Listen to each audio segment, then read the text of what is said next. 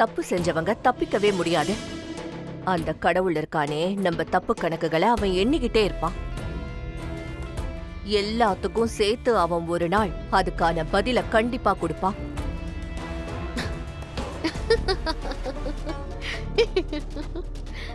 நீ சொல்ற அந்த பூமி எங்க இருக்கான்னு தெரியுமா? ஏன் வீட்ல தான் இருக்கா. சோபாவையே தூக்குனவனா அவ பொண்ண தூக்குறது எனக்கு ஒன்னும் பெரிய விஷயம் இல்லை. அவளோட சாவு என் கையில ரொம்ப பக்கத்துல தான் இருக்கு. எப்ப வேணாலும் அவ கதைய முடிச்சு அவ அம்மா கிட்டயே அவளை அனுப்பி வச்சிருவேன். அபூர்வா, நீ எதுக்கு இங்க வந்த? இந்த சுனந்தாவை பார்க்கத்தான் வந்தியா? நீ எங்க போறேன்னே தெரியாம நான் உன்னை தேடிக்கிட்டே வந்தேன்.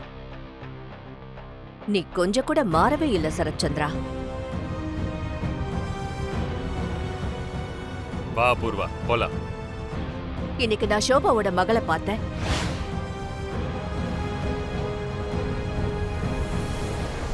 இன்னைக்கு நடந்த நாட்டிய போட்டியில நான் அவளை பார்த்தேன். அவதான் வெற்றி அடைஞ்சிருக்கா. அஃப்கோர்ஸ், என்னைக்கா இருந்தாலும் அவதான் ஜெயிப்பா. நாட்டியம் வேண்டாம் வேண்டாம்னு சொன்ன, என் பேச்ச கேட்கவே இல்ல. அந்த நாட்டியம் தான் அவளை கூட்டிட்டு போயிடுச்சு. அந்த பைத்தியம் இப்ப என் பொண்ணுக்கும் பிடிச்சிருக்கு. நான் அவளை சொல்லியும் கேட்காம சோபாவோட பேர்ல இன்ஸ்டிடியூட் ஆரம்பிச்சு கலைக்கு சேவை செஞ்சிட்டு இருக்கா. என்னதான் இருந்தாலும் சோபாவோட பொண்ணாச்சே. அந்த நாட்டியத்து மேல இருக்கிற காதல் அவ நாடி நரம்பெல்லாம் ஊறி போயிடுச்சு. ஹைனா, ஹாய்டா. டிஃபன் சாப்பிடுறியா? சாப்பிடு சாப்பிடு, நல்லா சாப்பிடு. பெரியம்மா என்ன சமைச்சிருக்காங்க? ஓ, உப்மாவா? Super super. உட்கார்றா, அப்படியே நீயும் சாப்பிட்ரு. எனக்கு எதுக்குண்ணா? எனக்கு வேணாம், நீ சாப்பிடுறல, நல்லா சாப்பிடு. பெரியம்மா, அண்ணன் சாப்பிட்டு முடிச்சிட்டான், இன்னும் கொஞ்சம் எடுத்துட்டு வாங்க. என்னடா ஒரு மாதிரியா பேசுற? பேச்சுல நக்கல்லாம் தெரியுது. ஐயோ, அப்படிலாம் எதுவும் இல்லனா. பாவம் பூமி என்னடானா அங்க முன்ன நினைச்சு அழுதுட்டு உட்கார்ந்துட்டு இருக்கா. ஆனா நீ மட்டும் வயிறு நிறைய சாப்பிடு, நல்லா சாப்பிடு. உன் மனசுல இருக்க விஷயத்த நேரடியா சொல்ற.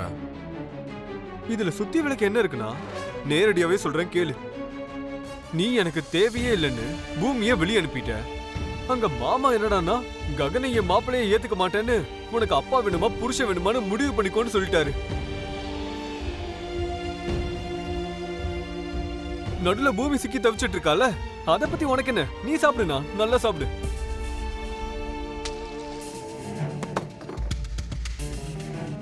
நான் என்ன பண்ணடா? நான் என்னடா பண்ண? இது எல்லாத்துக்கும் யார் காரணம்னு உனக்கு தெரியாதுல? இது எல்லாத்துக்குமே பூமி தாண்டா காரணம். என்னமா பேசிட்டு இருக்க? இன்னொரு வாட்டி இப்படி எல்லாம் பேசுன, அம்மா வாழ்க்கையை தான் என்னால எதுவுமே பண்ண முடியல. ஆனா என்னோட உடம்புல உயிர் இருக்கிற வரைக்கும் உனக்கு மட்டும் அப்படி எதுவுமே நடக்க விட மாட்டேன்.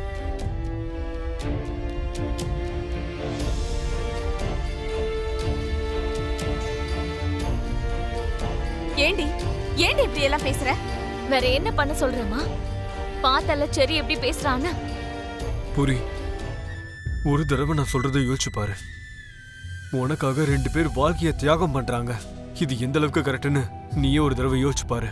ஆமா, இப்ப நீங்க வந்தது என் அண்ணனுக்காகவா இல்ல பூமிக்காகவா? பூர்ணி, என்ன பேசுற? நீ சும்மா இருமா. நீ இந்த வீட்டுக்கு வரதா இருந்தா என் அண்ணனுக்கு தம்பியாவா.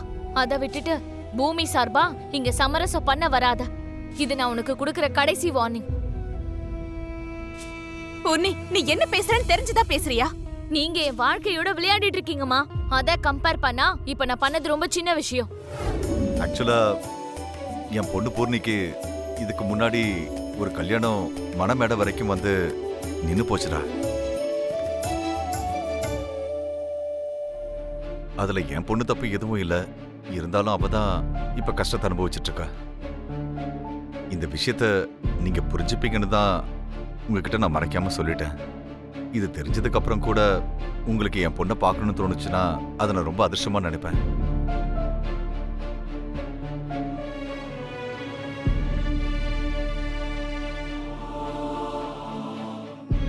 இங்க பாரு கேபி, உன்னை எனக்கு சின்ன வயசுல இருந்து தெரியும். உன்னோட நேர்மையை பத்தியும் தெரியும். சில நேரங்கள்ல காலம் நம்மள சோதிச்சு பாக்குது. உன்னோட நிலைமை எனக்கு நல்லாவே புரியுது. அதெல்லாம் பரவாயில்லண்ணா. உங்க வீட்டு பொண்ண எங்க வீட்டு மருமகளா இல்லாம மகளா பாத்துக்கிறோம். நிறமாச கர்ப்பிணின்னு கூட பார்க்காம அபூர்வா உன் அம்மாவை கொண்டுட்டா.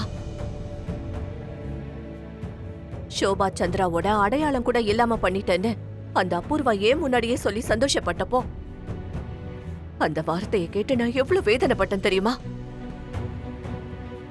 ஆனா அவ பொண்ணு இன்னும் உயிரோட தான் இருக்கான்னு தெரிஞ்ச உடனே நான் ரொம்பவே சந்தோஷப்பட்டேன். ஆனா நீ என்ன பண்ணிட்டு இருக்க பூமி? உன் அம்மாவோட ஆத்மாவை வேதனைக்கு ஆளாக்குற. உனக்கு மனசாட்சின்னு எதுவுமே இல்லையா? என்ன மன்னிச்சிருங்க மேடம். நீங்க என்ன தப்பா புரிஞ்சிட்டு இருக்கீங்க.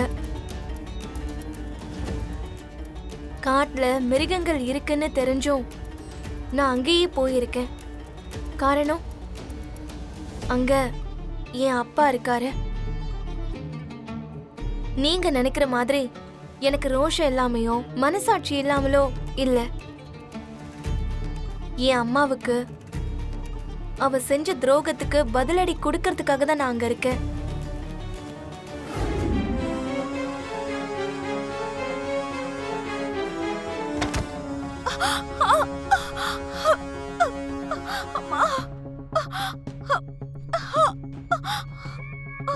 சாரதா,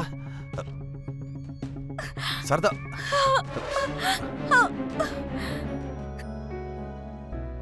சாரதா, முதல்ல இப்படி உட்காரு.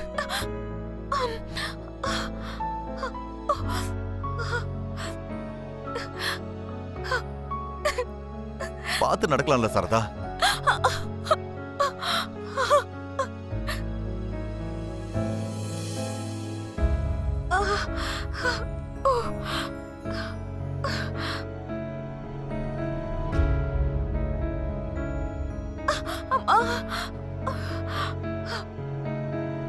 ஒண்ணு இல்ல அவ்வளவுதான்.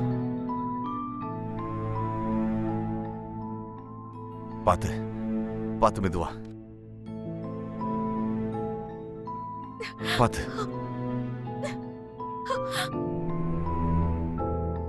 மெதுவா நட.